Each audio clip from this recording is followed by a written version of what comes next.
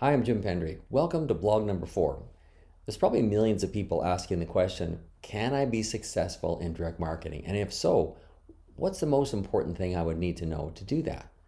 Now, direct marketing encompasses network marketing, being a product advocate, being a social influencer, working with a party plan company, and so much more. And I have to say that personally, I don't think there's ever been more confusion in this industry than there is today. I built a large network marketing business 35 years ago. It's the best thing I ever did, and that business is still strong today. But in order for me to build that business and succeed at it and still keep it strong 35 years later, I had to learn a few things. Now, I'd like to give you a couple of definitions of network marketing. The first is that network marketing is about networking and marketing to that network. Now, that would lead you to believe that it's about building relationships and selling to them.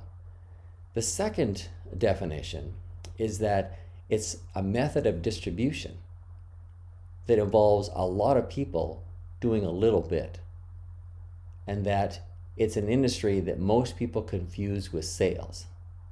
Now, when I think of a lot of people doing a little bit, I think of two people having a conversation, and it's more about teaching. And that's exactly right. So the two definitions are very contradictory. And this is where the problem lies.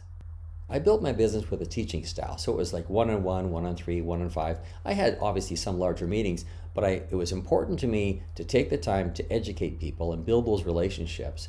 And then they felt secure and strong about going out and sharing it if they chose to.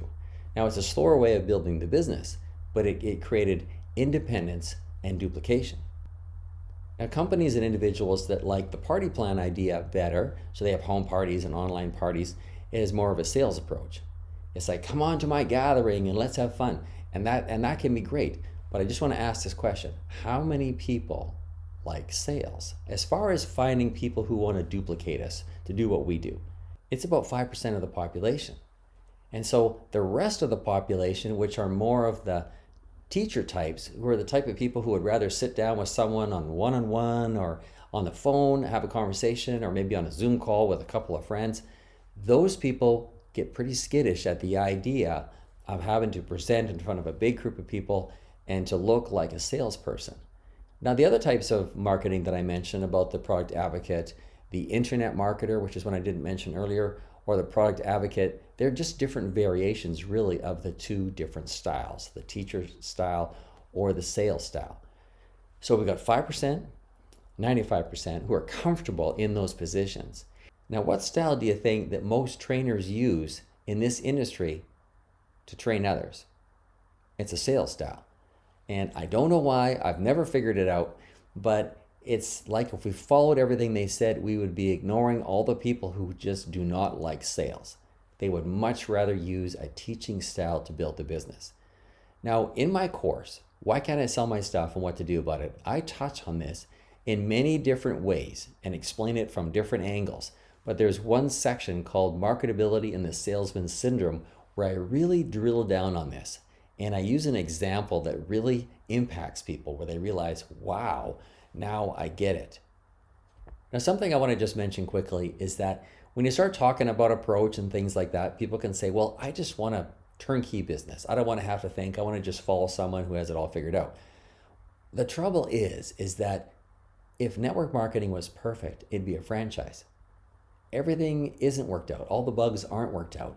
People have different styles, and that hasn't been, accounted for. And so in this business, you can start something with a very low investment. You can build something very substantial, something that can pay for life, where someone else has all the headaches, right?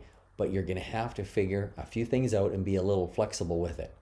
And one of them is learning the different styles and how you fit into that, because you may be the salesperson and love the parties and things, or you may be more introverted, or you may be just the person who's more comfortable working with people one-on-one or one-on-5. But either way, you can both have big businesses. Just understanding that the approach could be different. Now, the next point is even more important than the last two. In my last blog, I mentioned that today we live in a time of distractions. People are really distracted and have a very short attention span. And people are overloaded mentally. just keeping up with change, let alone all the other things that they have to do. And we're oversold as a society. We're inundated with marketing messages and people trying to sell us stuff. So you come along and you've got the best intentions and you want to tell some people about something you're excited about. But as soon as people think that you're trying to sell them something, they put you on mute. Now, does it mean that they don't want what you have or they don't want to improve their life? No, but they don't want to have to take the time to listen to your spiel, to have to figure out if this is something that they're interested in because they don't have time for that. And yes, we make 80% of our purchasing decisions based on the advice from someone we know, like, and trust. But it doesn't mean they want to take the time to go through all that or have the attention span for it. So how do we solve the problem? You need to learn how to quickly say what it is that you do in a way where they completely understand what you're trying to say. So a few days ago, a good friend of mine who called me was going through my course, and he was at the section where you have to choose your niche statement.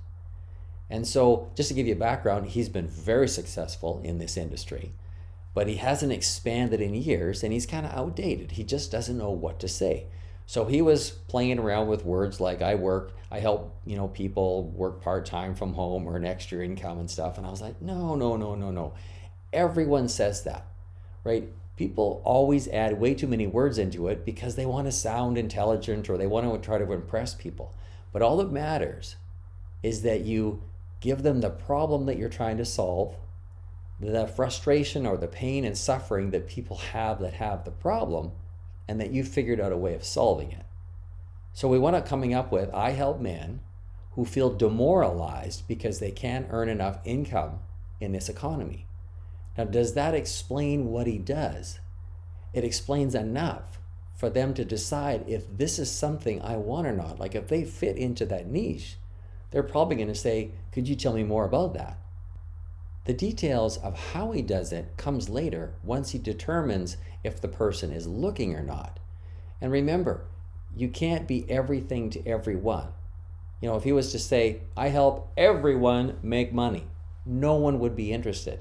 You have to narrow the focus in order to get attention from other people. For them to respect you, you need to become a specialist in an area. In the beginning of this video, I mentioned that people are wondering, what is the most important thing I would need to know to succeed in direct marketing? Now, after going through this bit of information with you, I'm going to come back and say, understanding the business that you're in and understanding what to say to get noticed and to be taken seriously. And to understand when you have someone who's looking for what you have and someone who isn't. The other mechanics fall in line once you learn how to get new clients.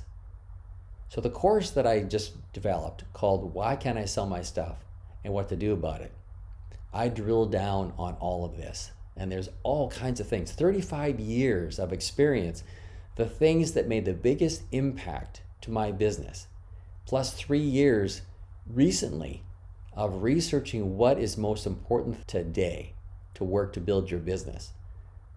There's also a free report that I'd like to mention that you could download called 11 Facts That Could Change Everything.